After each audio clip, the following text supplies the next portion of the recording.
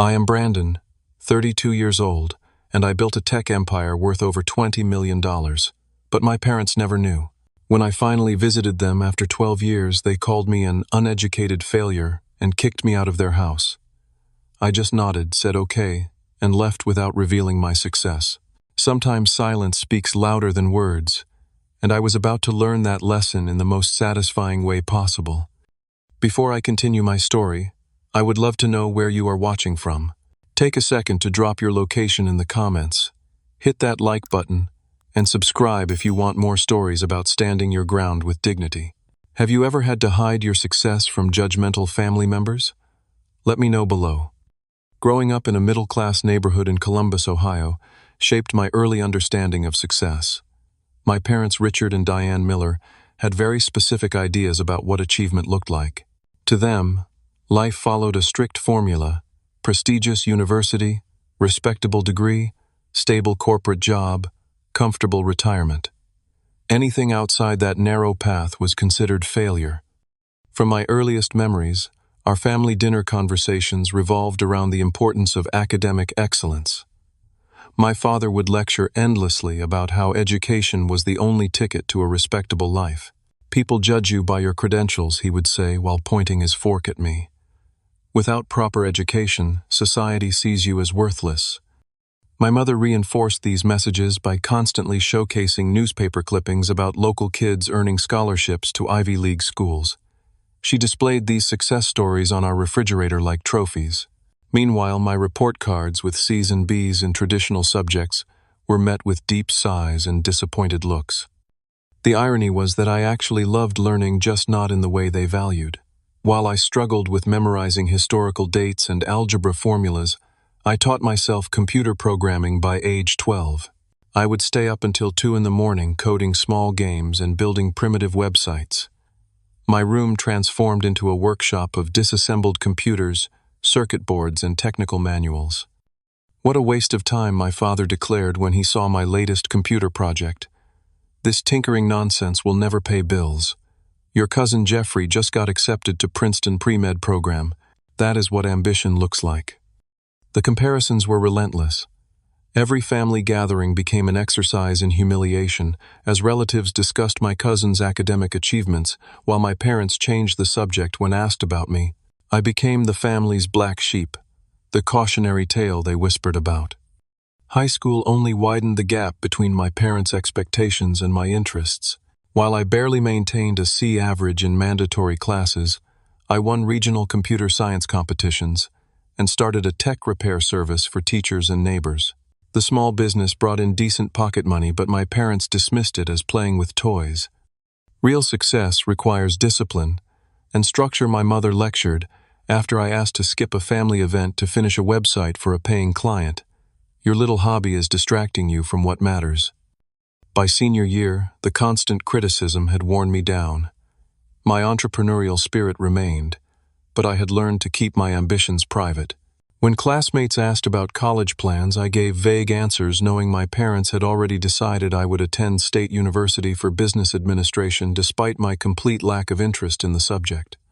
In a half-hearted attempt to please them, I enrolled in community college after graduation, but my heart wasn't in it. I spent lectures sketching app designs in my notebook, while professors discussed accounting principles that bored me to tears. My grades reflected this divided attention, and each semester report triggered another round of parental disappointment. The breaking point came during my second year of community college.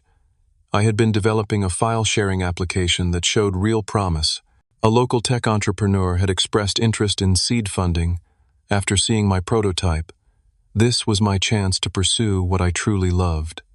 When I told my parents I wanted to drop out and focus on my startup idea, the reaction was nuclear. My father's face turned crimson as he slammed his fist on our kitchen table. "No son of mine will be a college dropout.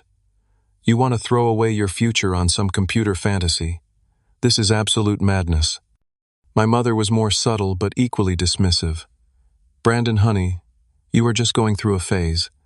Everyone wants to be the next Bill Gates, but for every success story, thousands fail miserably. We just want security for you." Their refusal to even consider my perspective ignited something in me. Years of suppressed frustration bubbled to the surface. "You have never once supported what I actually care about," I said quietly. "Not once." The argument escalated quickly. Words were exchanged that could never be taken back. My father called me ungrateful and short-sighted. I called them controlling and blind. When the dust settled, we had reached an impasse.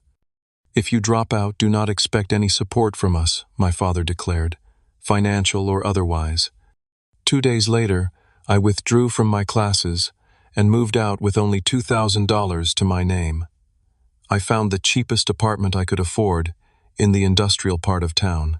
The space was barely 300 square feet with questionable plumbing and neighbors who argued through paper-thin walls at all hours.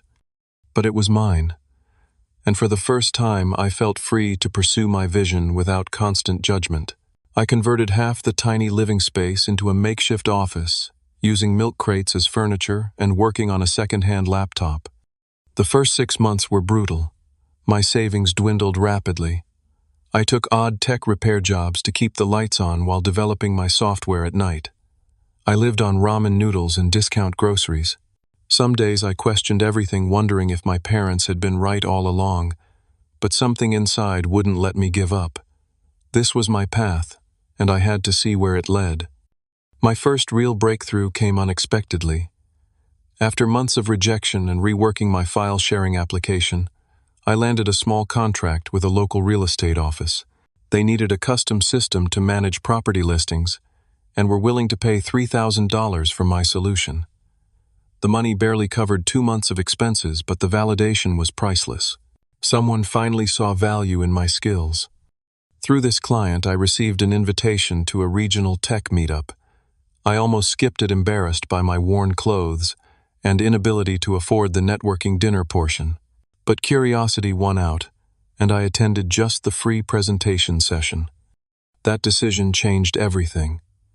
While awkwardly hovering near the refreshment table, I overheard someone discussing the exact technical challenge I had recently solved in my application. Without thinking, I joined the conversation and explained my approach. The man listening intently introduced himself as Marcus Kingsley, a software developer with experience at several successful startups. Unlike most people I had met in the industry, Marcus asked questions that went beyond surface level. He challenged my thinking and offered alternative perspectives that I had never considered. By the end of our impromptu discussion, we had sketched out an entirely new concept on a paper napkin. My file-sharing system, combined with his expertise in data security, could potentially solve a major pain point for small businesses trying to collaborate securely. "This has real potential," Marcus said, handing me his business card. "Let us meet next week and flesh this out further." That napkin sketch evolved into CloudBridge, our first product. Marcus became not just my business partner, but the first person who truly believed in my technical vision. We worked out of his apartment, which was marginally better than mine, coding for 18 hours straight, some days fueled by cheap coffee and shared ambition. Our initial pitch to investors was an unmitigated disaster. 5 straight rejections taught us hard lessons about presentation, market analysis, and the importance of having functioning demonstrations. We refined everything and tried again, and again, and again. On our 11th attempt, we secured $50,000 in seed funding from an angel investor who had built and sold a similar business in the 90s. The money allowed us to rent a small office space, really just a converted garage, but it felt like a mansion compared to our apartments. The next 2 years were a blur of coding, customer discovery pivots, and more coding. We lived on the edge financially, pouring every cent back into the business. There were moments when we nearly gave up, especially when a server crash erased 3 weeks of work that we had failed to properly back up. Then came the meeting that changed everything. A venture capital firm specializing in business software requested a demonstration after hearing about our product from one of our early clients. We spent 2 sleepless nights preparing, rehearsing, until we could present in our sleep. The lead investor, a stern woman named Victoria Jenkins, asked the hardest questions I had ever encountered about our business model, technology stack, and scaling strategy.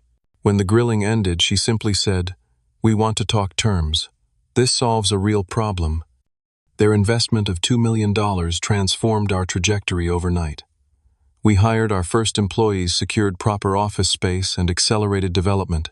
Within 18 months, CloudBridge had grown from a simple file-sharing application into a comprehensive business collaboration platform used by over 300 small and medium companies. Our growth attracted attention. Tech blogs began covering our company. Industry analysts included us in market reports. Competitors took notice, some offering to acquire us for amounts that would have seemed unimaginable just months earlier. We declined every acquisition offer, believing we had barely scratched the surface of our potential. That decision proved correct when our user base doubled 3 quarters in a row. By year 5, we had offices in 3 cities and over 100 employees. When we took the company public in our 6th year, the market response exceeded even our most optimistic projections. The IPO valued CloudBridge at over $300 million. My ownership stake made me wealthy beyond anything I could have imagined when I left home with $2,000 to my name. By age 27, I had a net worth of over $20 million. I purchased a penthouse apartment in Chicago and a beach house in Florida, investments that my financial advisor assured me were sound. Yet, despite these luxuries, I maintained relatively modest daily habits. I drove a practical car, wore simple clothes, and avoided the flashy lifestyle that many expected from a young tech millionaire.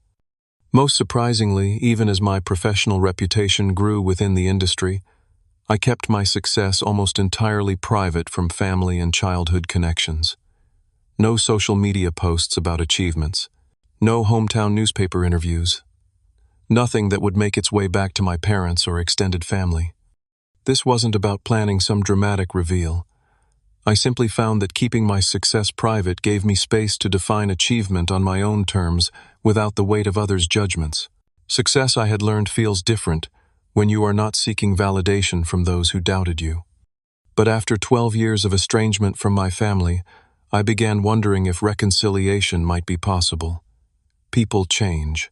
Maybe time had softened my parents' rigid expectations. Maybe now they could accept me for who I was, not who they wanted me to be. That curiosity led me to make a phone call that would test everything I had built, both financially and emotionally. After 12 years of silence, dialing my parents' number felt surreal. My finger hovered over the call button for several minutes as memories flooded back. The disappointment in their eyes, the cutting words, the slam of the door as I left. I almost abandoned the idea entirely, but something pushed me forward. Perhaps it was simply time to close this chapter, whatever the outcome. My mother answered on the 4th ring. Her voice, instantly recognizable yet somehow older, caught me off guard. "Hello. Mom, it is Brandon." The silence that followed lasted only seconds but felt eternal. Then, with controlled emotion, "Brandon, this is unexpected." Our conversation was brief and awkward. She asked general questions about my health and whereabouts, but avoided any mention of our last confrontation. When I expressed interest in visiting her, response was polite but guarded. "Your father and I are usually home. Just let us know when." 2 weeks later, I found myself driving a rented Toyota sedan down the familiar streets of my childhood neighborhood. I had deliberately chosen a modest vehicle, not out of deception but because arriving in anything flashy would immediately create the wrong impression. This visit wasn't about proving my success. It was about seeing if genuine connection was possible. The house looked smaller than I remembered, but otherwise unchanged. The same beige paint, the same neatly trimmed hedges, the same American flag hanging by the door. I sat in the car for several minutes, gathering courage before finally approaching the front door. My father opened it before I could knock. Richard Miller had aged considerably, his once dark hair now fully gray, his posture slightly stooped, yet his eyes held the same intensity I remembered. "So you decided to come back," he said. Not quite a question or a welcome. "Thanks for having me," I replied, extending my hand. He shook it briefly before stepping aside to let me enter. My mother waited in the hallway, her hands clasped tightly in front of her. She offered a stiff hug and a practiced smile. "You look healthy," she commented clearly, searching for something positive to say. The house interior was a time capsule. The same furniture, the same family photos on the walls, though I noticed my graduation picture had been removed. New photos showed people I didn't recognize, presumably my sister Allison's family. "Your sister will be joining us for dinner with her husband," my mother explained, following my gaze. "She has 2 children now, a boy and a girl, both straight-A students." The emphasis on their academic achievements wasn't subtle. Conversation during the next hour was painfully superficial. Weather, local news, updates on neighbors I barely remembered. Both parents carefully avoided asking direct questions about my life, until finally, as we sat in the living room with untouched iced tea, my father cleared his throat. "So what exactly do you do for work these days?" The moment of truth had arrived sooner than I expected. I had rehearsed various responses during the drive, ultimately deciding on honesty without detail. "I work in technology, software development and business solutions." "For which company?" he pressed. "A firm I helped start years ago. We provide collaboration tools for businesses." His eyebrows raised slightly. "You started a company without a degree." Before I could respond, the doorbell rang, saving me from immediate follow-up questions. My sister Allison arrived with her husband Greg, both dressed in business casual attire that screamed upper-middle-class professionals. Allison had changed dramatically from the teenage girl I remembered. Now, in her early 30s, she carried herself with the confident air of someone who had followed all the rules and been rewarded accordingly. Her husband matched her energy with the firm handshake and easy smile of someone accustomed to networking events. "Brandon, wow," she said, embracing me briefly. "You look different." Dinner was served promptly at 6:30, another unchanged tradition. As we passed dishes around the formal dining table that had hosted countless uncomfortable family meals in my youth, the conversation inevitably turned to Allison's achievements. Allison just made junior partner at her accounting firm, my mother announced proudly, youngest in the company's history. "We always knew she would excel," my father added. "She had the focus and discipline from an early age." Greg nodded enthusiastically. "The partners love her. She brings in more clients than associates with twice her experience." Allison accepted the praise with practiced modesty, while I pushed food around my plate. "Some dynamics never change." "And Greg's medical practice is expanding," my mother continued. "They are adding a second location next year." The subtext was clear. Here are the successful children who followed our formula. The implicit comparison hung over the table like a storm cloud. Eventually, Allison turned to me with what seemed like genuine curiosity. "So tell us about your life, Brandon. It has been so long. Are you married, kids?" "No to both," I replied simply. "My work keeps me pretty busy." "What exactly is this company you mentioned?" my father interjected. "Something with computers, you said." I explained our business model in general terms, careful to describe it as the company rather than my company. I shared some of the technical challenges we had overcome and the types of clients we served without mentioning our size or success. My father listened with growing impatience. "But what is your position there? Are you management or just technical support?" "I handle strategic direction and product development." I answered truthfully, if incompletely. He scoffed slightly. "Sounds like fancy words for it work. Nothing wrong with that, but it is hardly a career with advancement potential." My mother jumped in with forced brightness. "But at least it is stable, right? You have benefits and everything." "I am taken care of," I assured her. "Good, good." She nodded clearly, relieved I wasn't asking for money. "Though you know it is never too late to finish your degree. Greg's hospital always needs administrators, and they have excellent tuition reimbursement programs." Greg shifted uncomfortably but nodded in agreement, always looking for good people. The condescension was well-intentioned but unbearable. I had run a publicly traded company for years, made decisions affecting hundreds of employees, and created technology used by thousands of businesses worldwide. Yet here I was being offered entry-level career advice, as if I were a directionless teenager. As dessert was served, my father returned to his favorite topic, the value of traditional education. The triggering moment came when he mentioned a news article about tech industry bubbles and overnight successes that disappear just as quickly. "That is the problem with your generation," he declared, pointing his dessert spoon for emphasis. Everyone wants to be an instant millionaire with some app or social media nonsense. But real lasting success requires credentials, authority, respect from established institutions. Something in me snapped. Not in an angry way, but in a moment of perfect clarity. Nothing had changed. 12 years had passed, and they were still incapable of seeing beyond their narrow definition of success. The technology industry has created more economic opportunity and innovation than any other sector in the past 20 years, I stated calmly. Many of the most transformative companies were started by people who saw beyond traditional paths. My father's face darkened. The conversation was about to take an irreversible turn.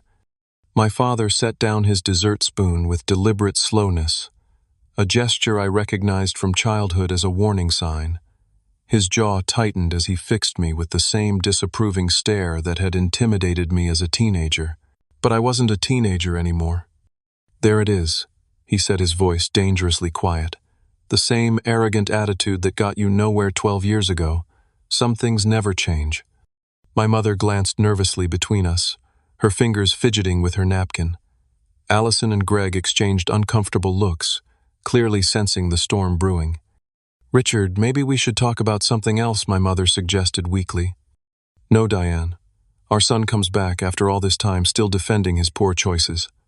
I want to hear exactly what he has accomplished with this alternative path of his." He turned back to me. "So tell us, Brandon, how has rejecting education worked out for you? Are you changing the world with your revolutionary ideas?" His sarcasm was thick enough to cut with a knife. I could have answered truthfully. I could have mentioned our company's market capitalization, our industry awards, the thousands of jobs we had created, but I recognized the trap. No achievement would ever be enough if it didn't fit his predefined model of success. "I am content with my choices," I said simply.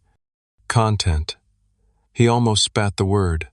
Content living in what, some apartment with roommates at 32. Content with no degree, no credentials, no real career prospects. That is setting the bar pretty low, son. Allison interjected, trying to diffuse the tension. "Dad, I am sure Brandon has." "Stay out of this, Allison," he snapped. "Your brother needs to hear the truth. Someone has to say it."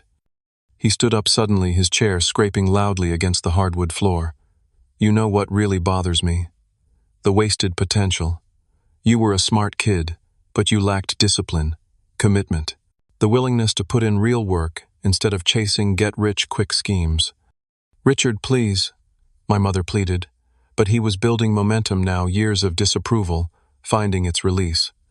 "Look at your sister," he continued, gesturing toward Allison. "Same upbringing, same opportunities. But she applied herself. Undergraduate degree with honors, master's in accounting, professional certification. She put in the work, built a reputation the right way. Now she has a beautiful home, a successful husband, children in private school." He paced around the table, warming to his subject. "Meanwhile, what do you have to show for your rebellion? You come here in bargain store clothes, driving a rental car, probably living paycheck to paycheck, doing basic IT work that any community college graduate could do." Each assumption was wildly incorrect, but correcting him wasn't the point. This moment was revealing exactly why I had been right to keep my distance all these years. My mother, apparently deciding my father had the right approach, joined in with her own brand of criticism. "We just wanted better for you, Brandon. Do you know how embarrassing it is when friends ask about you? The Johnson's son is a surgeon now. The Wilson's daughter is a professor at Stanford, and we have to say our son is doing something with computers somewhere. I notice you still haven't mentioned any accomplishments." My father pressed, his voice rising. "Because there aren't any, are there? No degree, no professional credentials, no stability." Greg stood awkwardly. "Maybe we should give you all some privacy to discuss." "Sit down, Greg," my father commanded. "This is family business, and you are family now. I want you to hear this too, as a lesson about parenting. Never let your children throw away opportunity like Brandon did." The room temperature seemed to drop 10 degrees. I remained seated, hands folded calmly on the table, allowing the tirade to continue. Each word clarified my path forward. You know what you are. My father leaned across the table, his face flushed with anger. You are what happens when potential goes to waste. Uneducated trash. A cautionary tale I use when counseling parents at church whose kids want to drop out of college for some internet fantasy. My mother gasped at his language, but didn't contradict him. Allison stared at her plate, unwilling to make eye contact with anyone. Dad, that is completely out of line, she finally murmured. Is it? He challenged. Look at him. 32 years old with nothing to show for it. No career, no family, no achievements. Just excuses and technobabble about changing industries and alternative paths. It is pathetic. He turned back to me, pointing his finger inches from my face. I want you to tell me right now what you actually have accomplished. Specific achievements. Concrete results. Can you even do that? I met his gaze steadily, but remained silent.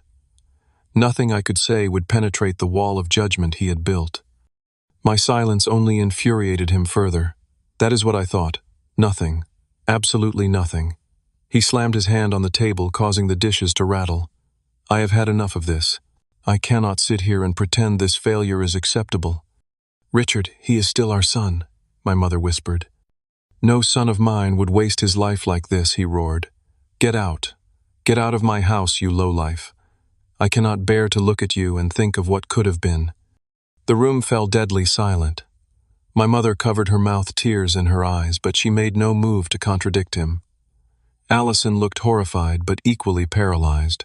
Greg studied the ceiling, as if fascinating architectural details had suddenly appeared. I stood slowly, dignified, and nodded once. Okay, I understand. That is it, that is all you have to say. My father looked almost disappointed by my calm reaction. What would you prefer? That I beg, argue? Try to convince you of my worth? I shook my head. I stopped needing your approval a long time ago, Dad. Just go, he said, deflating slightly but unwilling to back down. This visit was a mistake. I walked to the entryway and collected my jacket. My mother followed, wringing her hands. He does not mean it, not really, she whispered unconvincingly. He is just disappointed because he loves you. That is not love, Mom. That is control. I kissed her cheek gently. Take care of yourself. As I reached for the door, my father called out one last time. When you finally hit rock bottom, do not come looking for help.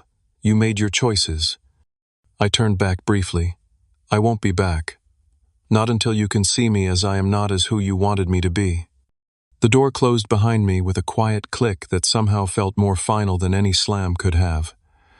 In the rental car, I sat motionless for several minutes, processing what had just happened. Then I started the engine and drove away from my childhood home for what might be the last time. My phone rang as I reached the hotel. It was Marcus. How did it go? He asked, knowing the significance of this visit. Exactly as expected, I replied. Maybe worse. I'm sorry, man. Family can be the deepest wound. I stared out the hotel window at the ordinary suburban landscape that had shaped my early years. They still have no idea who I am, and they never will, because they never wanted to know. What now? Marcus asked. What now, indeed? That was the question I pondered as I watched the sunset over my hometown, a place that no longer held any connection to my future. That night in the hotel room became a crucible for my emotions.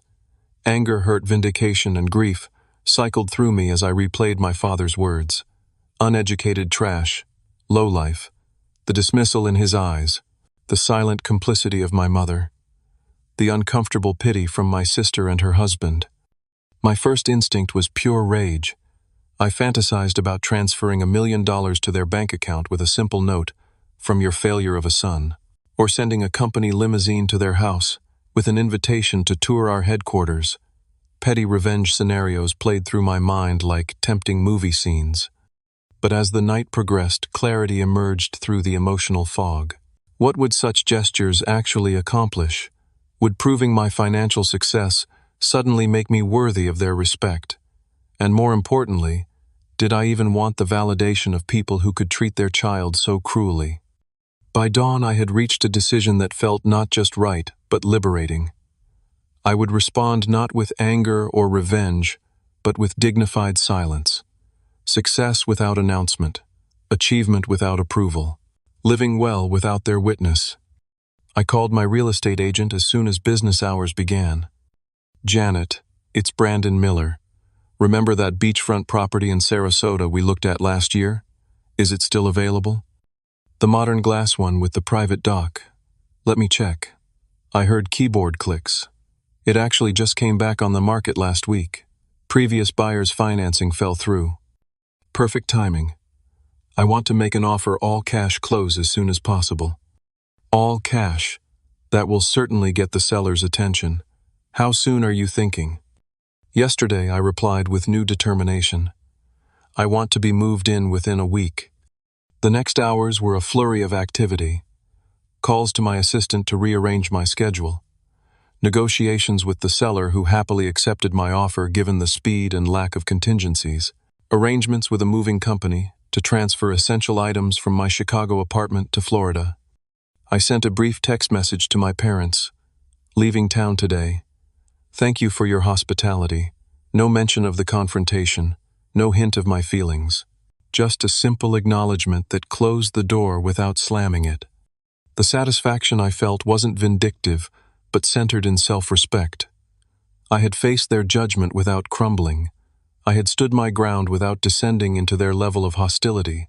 Most importantly, I had finally released the last threads of hope for their approval.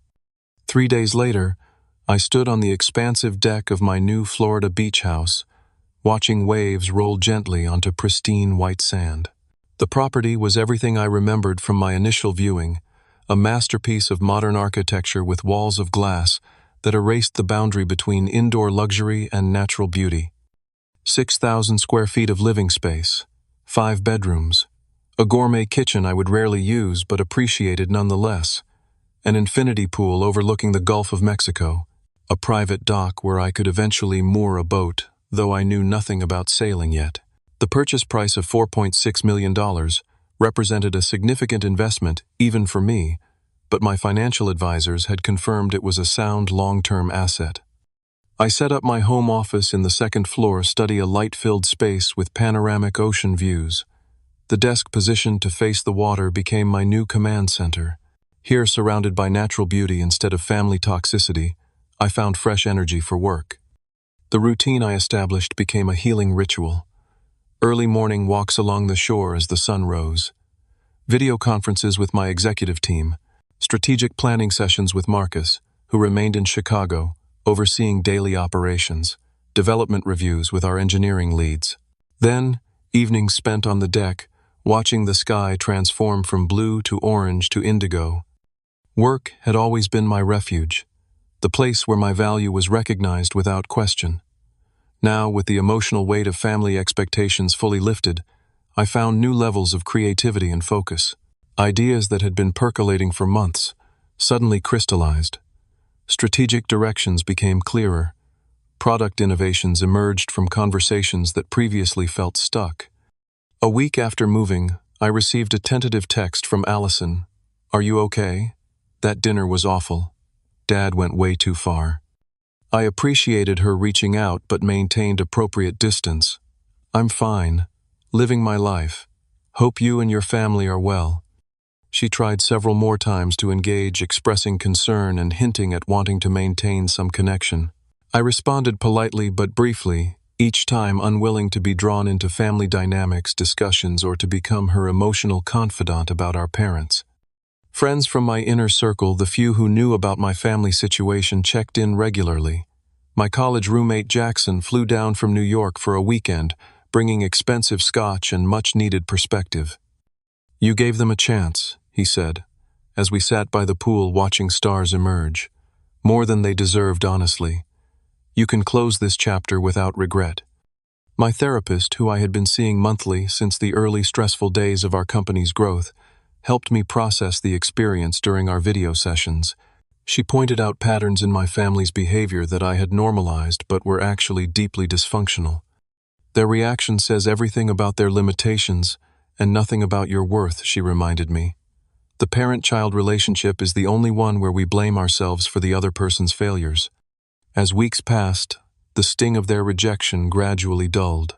I became absorbed in my new community, meeting neighbors who knew nothing of my background or wealth, but simply appreciated having a quiet professional join their beachside enclave. I joined the local business association, looking for opportunities to contribute meaningfully to the area that was becoming my sanctuary. The house itself evolved from a strategic purchase to a true home. I hired an interior designer with instructions to create spaces that felt both luxurious and genuinely livable. No sterile showroom aesthetic, no ostentatious displays of wealth, just thoughtful design that enhanced the natural beauty surrounding the property. 3 weeks into my Florida residence, life had established a pleasant new rhythm. The confrontation with my parents, while still a fresh wound, no longer dominated my thoughts. I had moved forward literally and figuratively, focusing on the abundant life I had built through my own efforts. What I didn't realize was that the story was far from over. While I had been rebuilding my peace in Florida, events were unfolding that would soon force all parties to confront the truth I had never revealed. The magazine arrived in my mail, along with routine correspondence, its glossy cover featuring my official corporate headshot against a blue background. Tech's quietest billionaire: how Brandon Miller built Cloudbridge into a collaboration giant. The feature had been in development for months, part of a series on industry innovators, and the timing was coincidental, but perfect. I skimmed the 8-page spread with professional interest rather than ego. The journalist had done thorough research chronicling my journey from college dropout to tech CEO with reasonable accuracy. They highlighted our company's culture growth trajectory and my somewhat unusual approach to leadership. The article estimated my net worth at just over $20 million, actually a conservative figure given recent stock performance. What I didn't consider was how quickly this information would spread beyond industry circles to my hometown. The call from Allison came that same afternoon. Her voice trembled with a mixture of shock and what sounded like betrayal. Brand and I just had the strangest conversation with Tanya Peters from high school. She asked if I was related to the Brandon Miller who founded Cloudbridge. I had no idea what she was talking about until she sent me a link to a business magazine article. She paused, clearly struggling to maintain composure. $20 million. You are worth $20 million. I sighed, watching seagulls circle above the waves. This moment had been inevitable once I achieved public recognition, though I had never planned for it specifically. The article exaggerates some things, I replied calmly. But yes, the company has been very successful. All this time, she whispered. At dinner, when Dad was saying those horrible things about you being a failure, you just sat there. You let him believe you were struggling. Would it have made any difference if he knew the truth? Her silence answered my question more eloquently than words could have. My God, Brandon, the beach house you mentioned, it is not some little vacation rental, is it? It is my primary residence now. I cannot believe this. Why did you not tell us? Tell me at least. The hurt in her voice was genuine, but it also revealed a fundamental misunderstanding of our family dynamic. Allison, think about it. When have our parents ever valued me for who I am rather than what I achieved or failed to achieve by their standards? Would money have suddenly made me worthy in their eyes? But this is different, she protested. This is extraordinary success by anyone's measure. Is it Dad made it very clear that without the right credentials, without following the approved path, nothing I accomplished would matter. He called me uneducated trash while sitting across from the founder of a publicly traded technology company. The irony is almost perfect. Allison was quiet for a long moment. They are going to find out, you know. The article is already circulating. Mrs. Johnson from church called Mom this morning asking if you were that Brandon Miller in the business magazine. I could imagine the chaos unfolding in my parents' household as news spread through their social circles. The neighbors who had heard them dismiss their son for years, suddenly discovering he was a business success story. The church friends offering congratulations for an achievement they had never mentioned. The frantic Googling of my name revealing years of industry recognition they had been completely unaware of. How did they react, I asked, curious, despite myself. Dad refused to believe it at first, called it fake news or a different Brandon Miller. Mom just kept saying there must be some mistake. Allison paused. Then Mrs. Wilson sent them the actual magazine article with your photo. They have been trying to call you nonstop. Haven't you seen their messages? I checked my phone and saw 8 missed calls from their number, along with multiple text messages ranging from confused to increasingly desperate. I have been in meetings most of the day, I said, which was true but convenient. They are freaking out, Brandon, especially after how they treated you. Dad is pacing around, muttering about misunderstandings.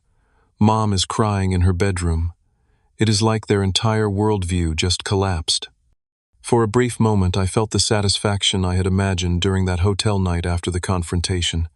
Their judgment exposed as not just cruel but laughably wrong.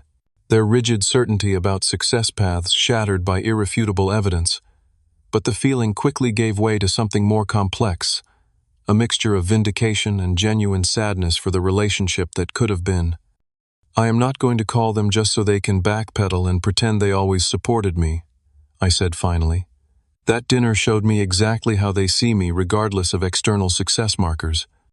Allison sighed heavily. I understand. I really do. But Brandon, there is something else you should know. Her voice dropped. They are in financial trouble. Serious trouble. Dad's retirement investments took major hits in the last recession, and they have been keeping up appearances while struggling to make mortgage payments. That is part of why they have been so defensive about traditional career paths and security. They are terrified of ending up without support in old age. This revelation shifted my perspective slightly. Not enough to excuse their behavior, but enough to add a layer of understanding to their desperate clinging to conventional success metrics. Are they going to lose the house, I asked. Not immediately. But they have been using credit cards to pay bills. It is not sustainable. She hesitated. I am not telling you this to make you feel responsible. Greg and I have offered help, but Dad is too proud to accept it from us. I just thought you should know the full picture. After our call ended, I walked along the beach for over an hour, processing this new information and considering my next steps. The situation had evolved beyond simple estrangement to something that required thoughtful resolution, not for their sake, but for my own emotional closure. 3 days later, Allison arrived in Florida. Standing in my entryway, she gazed around with undisguised awe at the soaring ceilings, ocean views, and evident luxury. This is not what I imagined when you said beach house, she admitted. I gave her a tour, explaining the sustainable design features I had specifically requested and the local artists whose work adorned the walls. We settled on the deck with glasses of wine as the sun began its descent toward the horizon. I owe you an apology, she said after a contemplative silence. I participated in the family narrative about you, maybe not as directly as Mom and Dad, but I never challenged it either. I accepted their judgment without question. We were both products of their value system, I replied. The difference is that it worked for you. Your natural talents and interests aligned with their definition of success. She nodded slowly. But that does not excuse it. I knew how unhappy you were, how your gifts were different from mine. I could have been a better sister. Our conversation lasted hours, unpacking decades of family dynamics with new adult perspective. She shared stories of our parents' increasing financial anxiety, their rigid adherence to appearances despite mounting debt, and their complicated reaction to discovering my success. They are devastated, you know. Not just embarrassed, though there is plenty of that. They genuinely cannot reconcile the son they dismissed with the success story everyone is now talking about. It has broken something fundamental in their understanding of the world. I listened without interruption, allowing her to paint the complete picture of the aftermath. When she finally finished, the stars were fully visible above us, a canopy of light against the dark ocean sky. What will you do? She asked finally. I had been considering this question since her first call. The answer had gradually clarified through hours of reflection.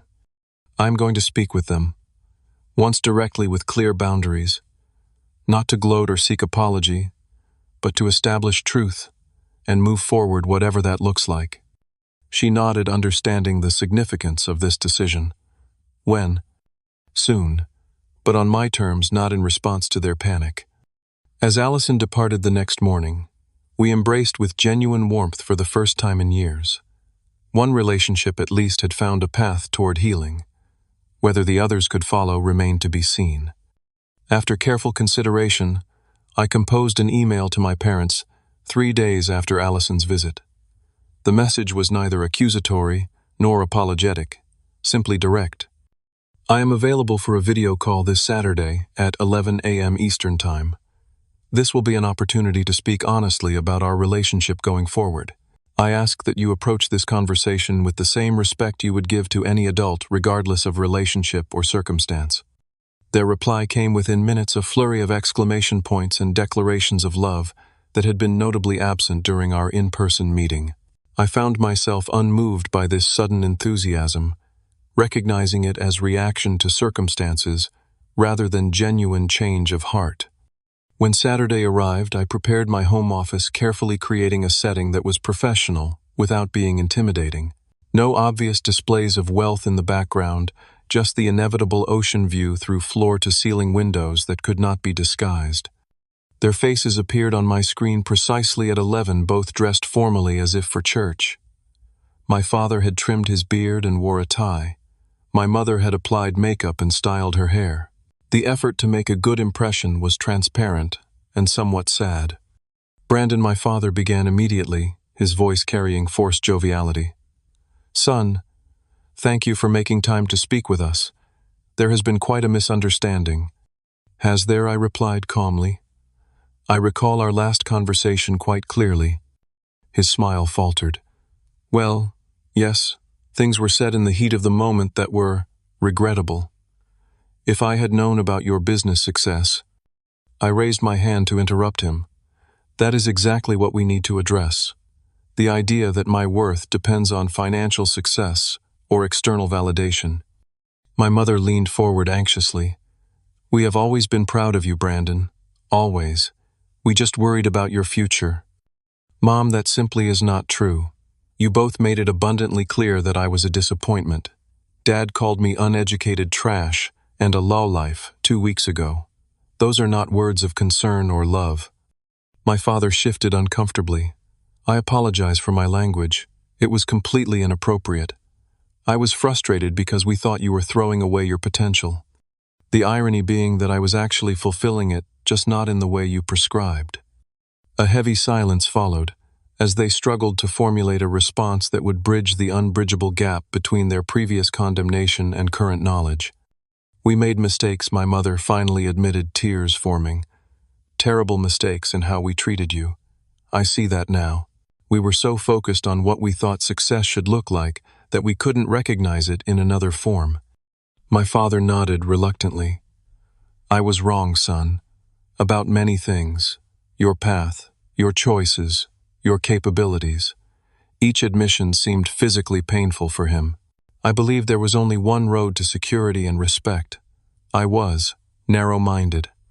Their apologies continued, sometimes genuine, sometimes sliding into justifications about their own upbringing or fears about economic instability. I listened without interruption, neither accepting nor rejecting their words, simply allowing them to express themselves fully. When they finally ran out of explanations, I spoke carefully, having rehearsed these thoughts extensively. "I did not arrange this call to extract apologies or to highlight your mistakes. What happened between us was not a momentary lapse, but the culmination of a lifetime of conditional approval. I succeeded not because of your approach, but despite it." My father winced but remained silent. "I am not interested in a relationship based on my financial status or public recognition. If we are to have any connection moving forward, it must be founded on mutual respect and acceptance of who we actually are, not who we wish each other to be." My mother nodded tearfully. "We want that too, Brandon. We want to know you, the real you, not just what you have accomplished." "That would be a significant change," I noted. "Are you prepared for that? To accept me even if I made choices you would not make, to respect my judgment, even when it differs from yours?" My father cleared his throat. "I would like to try. I cannot promise perfection, but I can promise effort." Allison had mentioned their financial troubles, information they had conspicuously avoided during this conversation. Their pride even now prevented them from addressing their needs directly. "Allison told me about your financial situation," I said calmly. watching their expressions shift from surprise to embarrassment. I am not going to offer direct financial support, as I believe that would create an unhealthy dynamic between us. However, I have arranged for a financial advisor to contact you next week. He will help create a sustainable plan for your retirement. His services are paid for, and he will not disclose any details of your situation to me. Relief and shame battled visibly on my father's face. That is very generous. Thank you. It is not generosity. It is pragmatism. We cannot rebuild any kind of relationship while financial anxiety clouds every interaction. We spoke for another 30 minutes, establishing basic parameters for moving forward. Regular video calls initially monthly. No discussions of my financial status or their monetary needs. A commitment to honest communication without the expectation of agreement. Small steps toward a relationship that might someday resemble family, though different from anything we had known before. As our call ended, my father asked the question that had clearly been on his mind throughout our conversation.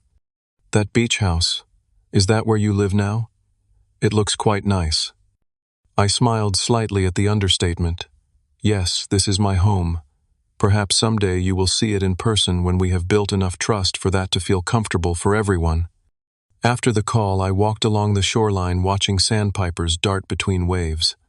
The conversation had gone as well as could be expected. Neither magical reconciliation nor complete rejection. A beginning, tentative and fragile but authentic, in a way our previous relationship had never been.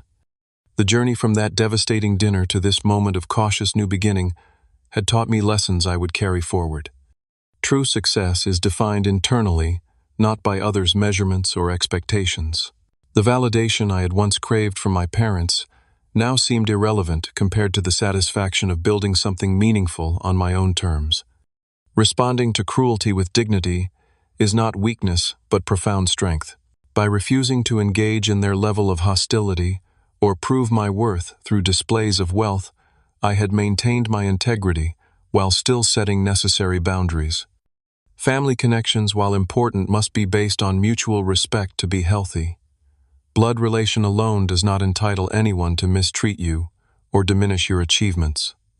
Most importantly, I had learned that success without inner peace is ultimately hollow. My wealth provided comfort and opportunity, but the real richness in my life came from authentic connections, creative fulfillment, and the freedom to define my own path. As the sun began to set over the Gulf of Mexico, painting the sky in brilliant orange and pink, I felt a sense of completion. Not because all wounds were healed or all problems solved, but because I had finally stopped allowing others' limited vision to define my horizons. I had built success on my own terms. I had faced rejection with dignity. I had responded to judgment with measured grace rather than reactive anger. These were the true achievements, far more valuable than any financial milestone or public recognition. Whatever developed with my family going forward, I would approach it from a position of strength and self-knowledge, neither seeking their approval nor rejecting the possibility of genuine connection. The beachfront property, once purchased as a strategic retreat from family rejection, had transformed into something more meaningful, a symbol of self-determined success and the freedom that comes from defining your own worth. Have you ever had to stand your ground with family who dismissed your unconventional path? What did you learn from that experience? I would love to read your stories in the comments below. If this journey resonated with you, please hit that like button and subscribe for more authentic life stories. And remember, sometimes, the most powerful response to those who underestimate you is simply succeeding on your own terms. Thank you for listening, and may you find the courage to define success for yourself, whatever that looks like.